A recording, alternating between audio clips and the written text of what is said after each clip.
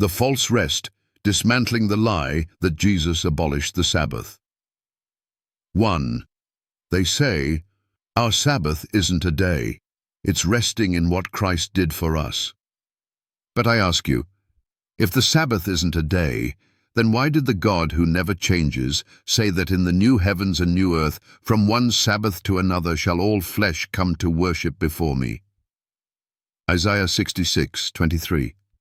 That's future, that's prophetic, and that's eternal. You've been lied to.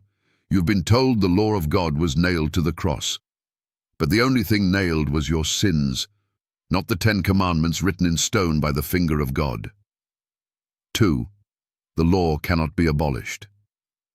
You say, Christ is our rest.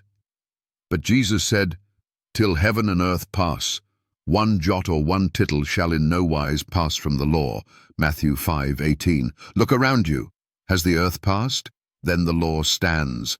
And the law includes the 4th commandment, remember the Sabbath day, to keep it holy. The 7th day is the Sabbath of the Lord thy God. Exodus 20:8-10. You remember Sunday. God said to remember the Sabbath.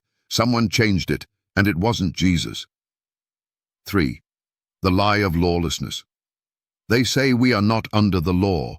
But without the law there is no sin, and without sin there's no need for a Savior.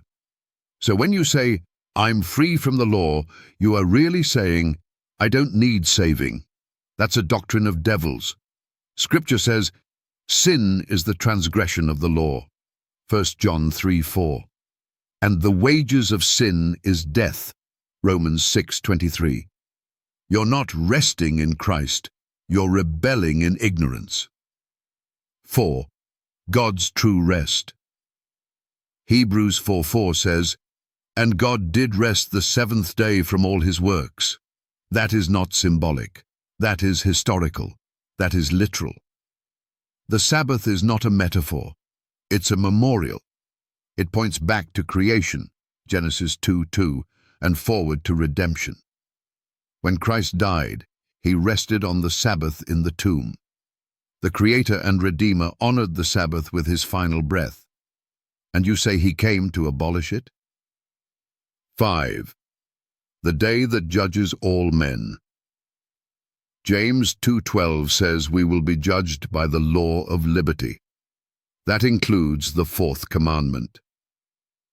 In Matthew 7:23, Jesus warns many will say, Lord, Lord, and he will reply, depart from me, ye that work iniquity, lawlessness. These are churchgoers. These are those who claim to follow him, yet rejected his law, especially the one they were told to remember. 6. Sabbath, the eternal sign. Ezekiel 20:20 says, hallow my Sabbaths, and they shall be a sign between me and you.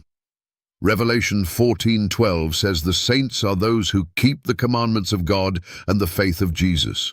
You say you keep Christ, but you toss his commandments in the trash. That is spiritual fraud. It's not resting in Christ. It's mocking his authority. 7. Call to repentance. Friend, this is not a light matter. It's not a day of preference. The 4th commandment is part of the very covenant God writes on our hearts, Hebrews 10:16. When you reject the Sabbath, you are rejecting his sign, his seal, and his throne. Come out of confusion. Escape the trap of man-made tradition. Don't stand before God with your mouth full of excuses and your hands full of Sunday bulletins. Stand before him with his law written in your heart and Christ's blood covering your soul. Closing scripture, final blow. Blessed are they that do his commandments, that they may have right to the tree of life. Revelation 22:14. Not those who spiritualized them, not those who replaced them, but those who kept them.